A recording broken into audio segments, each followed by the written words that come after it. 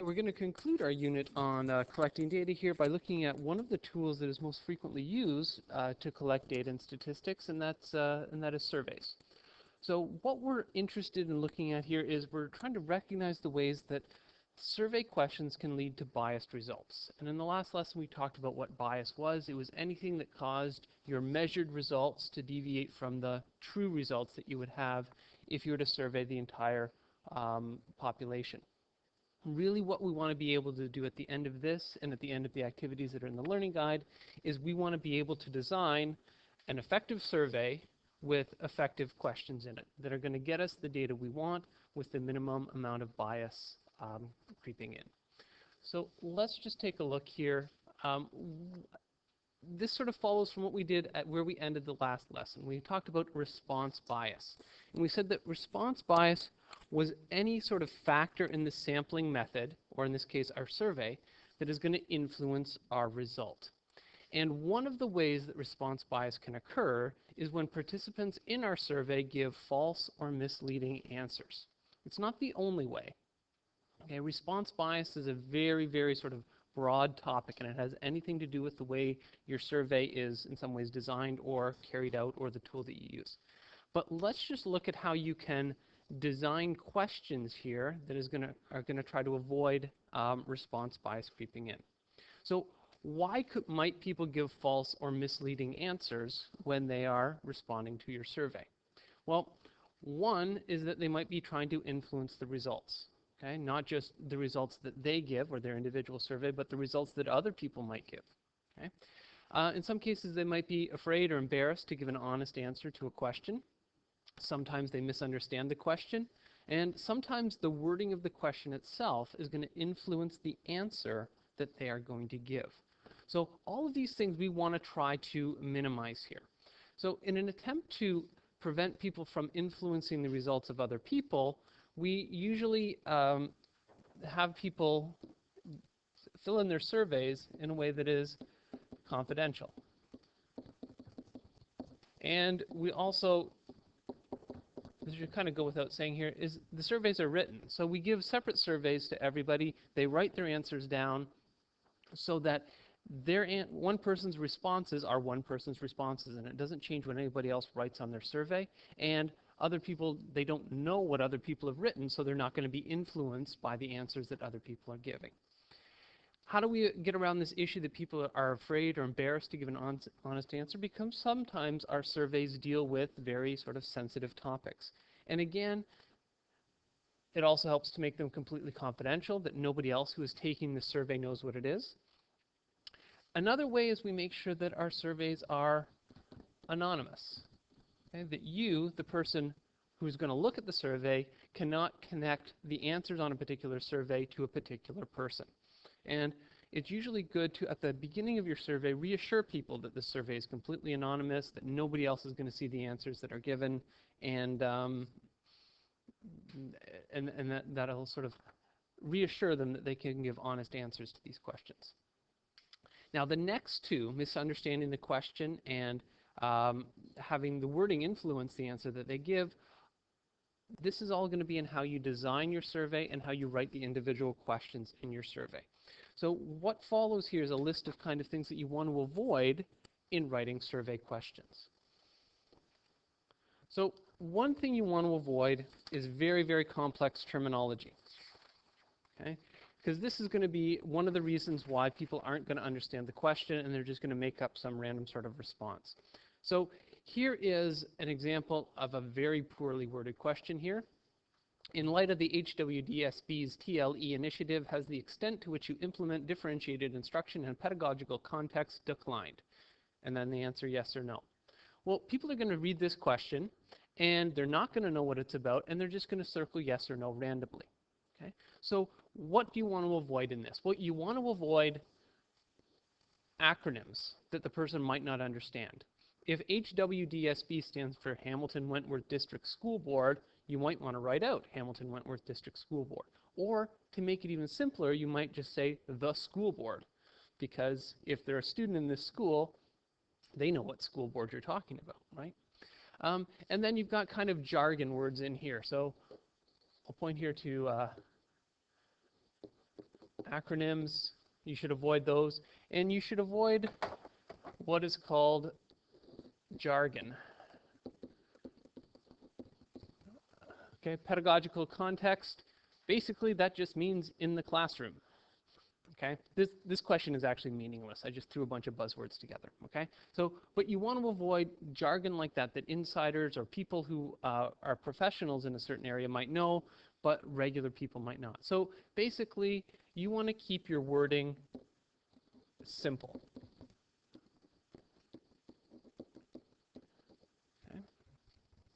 Avoid things like double negatives. You know, just make it very straightforward. Okay. So another thing to avoid, what are called double-barreled questions here. So here's an example of a double-barreled question. Should the government spend less money on the military and more on education?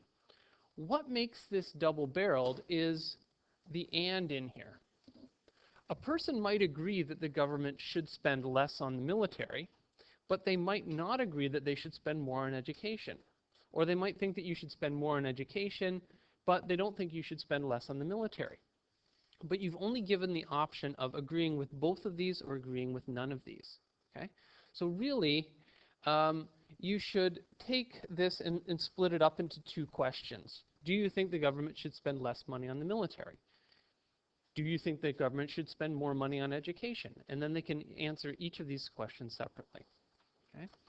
So the advice here is just to split into separate questions.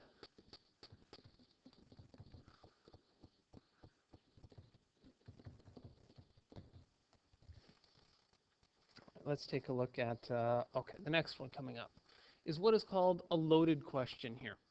In light of the current mayor's poor leadership, do you feel it is time for a refreshing change in the next election? So they've stuck a bunch of stuff into this question that is sort of, they've added a bunch of value judgments into it. Okay, who says that the current mayor has shown poor leadership? Okay, what makes you think the change is going to be refreshing? Okay, you've added these words in there to try to influence what the respondent is going to say. I mean, who doesn't want to get rid of somebody who's showing poor leadership? Who isn't up for a refreshing change? But really, you could take this question and you could write it as simply being, do you feel, do you intend to vote for the current mayor in the next election? Yes or no? Okay, so you've taken away all of the added sort of value stuff, and you've just left it getting the answer that you want. Now, sometimes you will run into surveys where they do this intentionally because they're making a survey that is trying to manipulate the respondents into giving them the answer that they want. But if you're trying to actually calculate, get valid data back, this is something you should probably avoid. Okay. Finally, you want to avoid, oh sorry, not finally, but almost finally, you want to avoid vague questions or questions that lack any kind of context here. So here's a question. Who is the best football player? What does this question even mean? Are you talking about offensive players or defensive players? Are you talking about current players, or are you talking about all time? Are you talking about the CFL? Are you talking about the NFL? Are you talking about American football or European football? So somebody could read this question and give an answer to it. Somebody else could read this question and give a completely different answer. And then you would get your surveys back and you would have a whole bunch of people who had interpreted this question completely differently, maybe. Okay? So you want to, if you're looking for an answer to a specific question, be specific in the kind of question that you ask. Okay? So finally, this is an example, of course, of an open question here.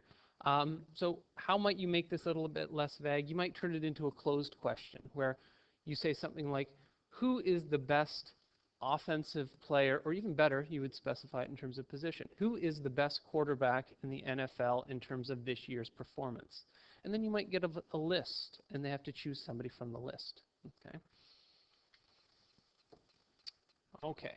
Finally, in terms of other closed questions, beware when you're writing closed questions of questions which either do not cover all of the possible responses or the possible responses are not mutually exclusive. So I've got an example of each of these here. First example, what is your current age? 10 to 20, 21 to 30, 31 to 40. How is somebody like me going to answer this question? I'm over 40 years old. There's no place for me here. Okay? So you should have some additional boxes in here where you say things like less than 10 or over 40. Okay. Example 2. What is your current age? 10 or less, 10 to 20, 20 to 30, 30 or greater. Well, what if you're exactly 20 years old? Which box do you check? You could either check this one here or check this one here. Okay? So in this case, your options here are not mutually exclusive. You can fit into one or more category. So you can fix this by saying 10 or less, 10 to 19, 20 to 29, and then 30 or greater. So that your options are clear. Okay.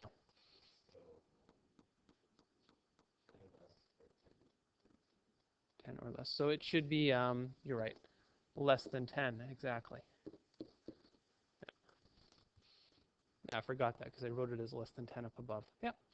Okay, so just some things to keep in mind when you're designing your own surveys for the assignment in this unit.